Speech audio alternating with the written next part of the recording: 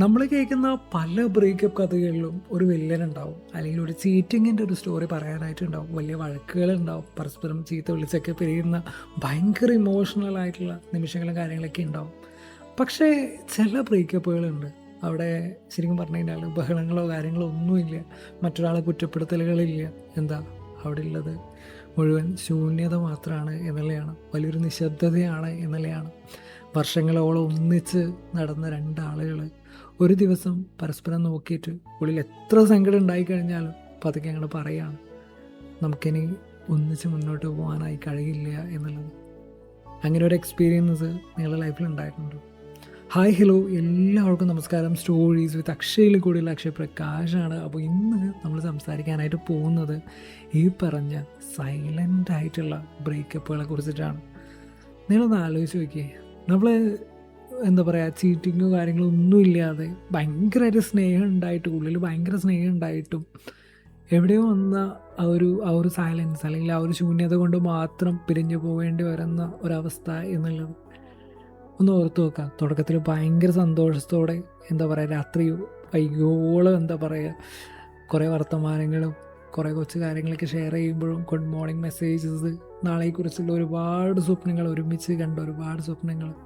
പക്ഷെ വർഷങ്ങൾ കടന്നു പോയ സമയത്ത് ആ വർത്തമാനങ്ങളുടെ ദൈർഘ്യം എന്ന് പറയണത്, അല്ലെങ്കിൽ ആ ഒരു കോൺവേഴ്സേഷനൊക്കെ ഭയങ്കരമായിട്ട് കുറഞ്ഞു വരണു, വഴക്കുകൾ കുറഞ്ഞു. പക്ഷേ സൈലൻസ് ഭയങ്കരമായിട്ട് കൂടി.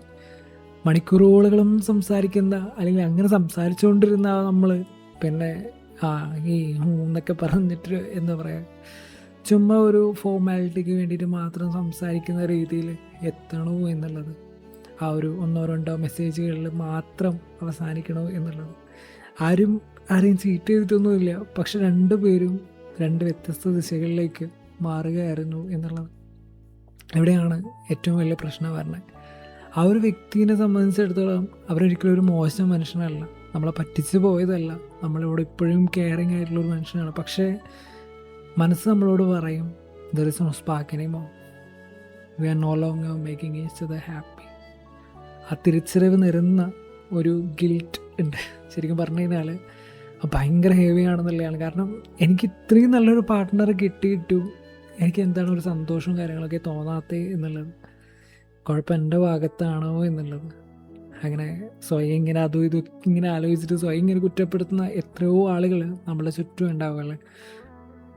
ശരിക്കും അങ്ങനെ ഒരു ദിവസം വരികയാണ്, നമ്മൾ രണ്ടുപേരും ഒരുമിച്ചിരിക്കുന്ന സമയത്ത്, അല്ലെങ്കിൽ ആ ഒരു ലേറ്റ് നൈറ്റ് കോളിൽ നമുക്ക് രണ്ടുപേർക്ക് അറിയാം നമ്മുടെ പ്രശ്നം എന്താണ്, നമ്മുടെ വിഷയം എന്താണെന്നുള്ളത്. ആരും കരച്ചിലോ കാര്യങ്ങളോ ഒന്നുമില്ല, ആരും ഫോൺ കട്ട് ചെയ്ത് പോകുന്നുമില്ല, ദേഷ്യം വഴക്കമൊന്നുമില്ല. പക്ഷേ അന്ന് അന്നുണ്ടായിരുന്ന നമ്മളല്ല ഇന്ന് എന്നുള്ളത്.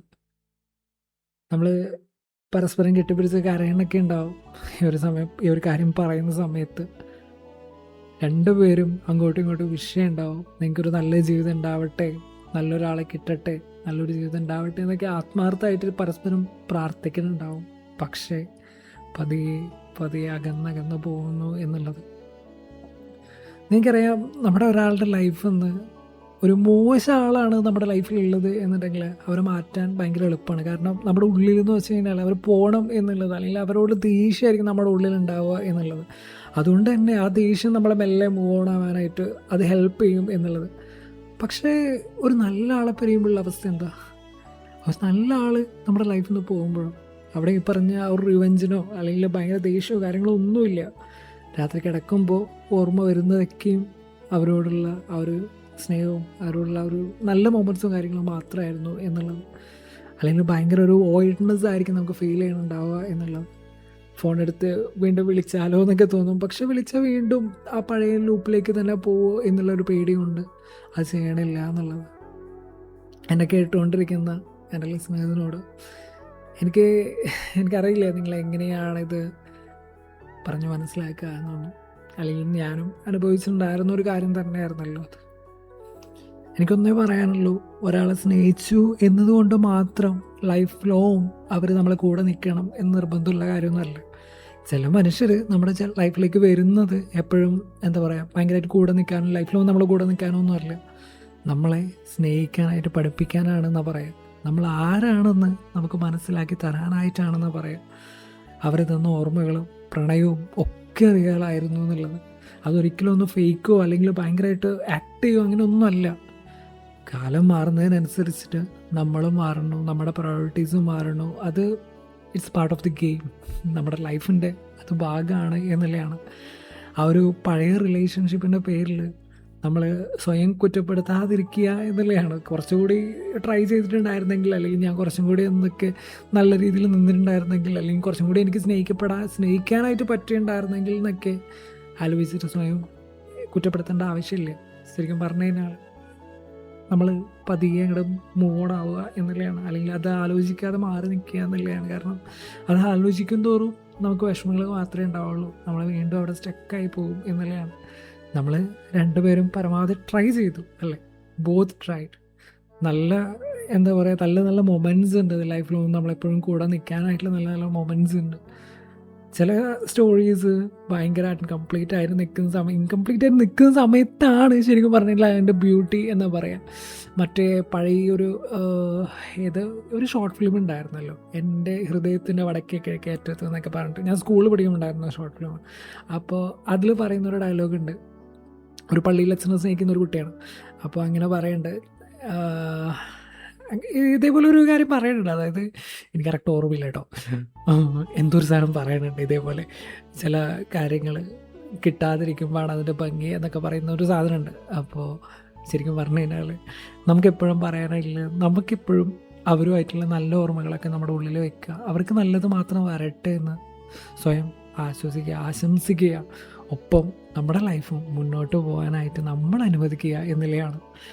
എന്നെ കേട്ടുകൊണ്ടിരിക്കുന്ന ആളുകൾ ഇതേപോലെ ലൈഫിൽ ഇതേപോലൊരു സിറ്റുവേഷനിലൂടെ കടന്നു പോയിട്ടുണ്ട്, അല്ലെങ്കിൽ ഇങ്ങനെ ഒരു സിറ്റുവേഷനിലൂടെയാണ് കടന്നു പോകുന്നതെന്നുണ്ടെങ്കിൽ ഈ ഒരു കാര്യം ഓർക്കുക, ഈ ഒരൊറ്റ കാര്യം ഓർക്കുക, you are not a bad person for choosing your piece.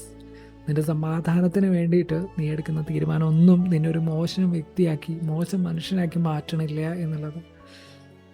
എന്താ പറയുക, ഇത്രയും കാര്യങ്ങളായിരുന്നു എനിക്ക് പറയാനായിട്ടുണ്ടായിരുന്നത്. എന്നെ കേട്ടുകൊണ്ടിരിക്കുന്ന എല്ലാവർക്കും നല്ലൊരു ജീവിതം, നല്ലൊരു മീനിങ് ഫുള്ളായിട്ടുള്ള, ഹാപ്പി ആയിട്ടുള്ള, പീസ്ഫുൾ ആയിട്ടുള്ള ഒരു ലൈഫ് ഉണ്ടാവട്ടെ, അല്ലെങ്കിൽ അതിലേക്ക് എത്താനായിട്ട് അതിൻ്റെ പാർട്ടിൽ, അതിൻ്റെ ഒരു ജേർണിയിൽ ഒരു പാട്ടാവാനായിട്ട് സാധിക്കുന്നതിൽ ഒരുപാട് സന്തോഷം. ഞാൻ വല്ല അവസാനിപ്പിക്കുകയാണ്. വീണ്ടും അടുത്ത ആഴ്ച വീണ്ടും പുതിയൊരു എപ്പിസോഡും കാര്യങ്ങളൊക്കെ ആയിട്ട് വീണ്ടും കാണാം. ടാറ്റ, ബൈ.